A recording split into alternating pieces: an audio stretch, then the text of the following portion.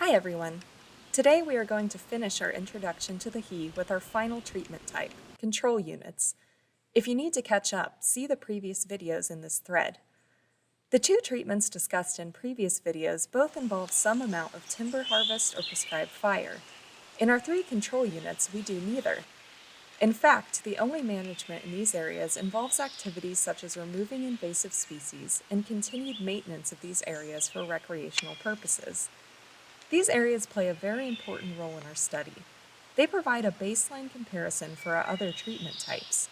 We do the same rigorous wildlife and vegetation monitoring and controls as we do in uneven-aged and even-aged treatment areas. Controls help us account for fluctuations in vegetation and wildlife populations due to time, environmental factors, and natural fluctuations in populations.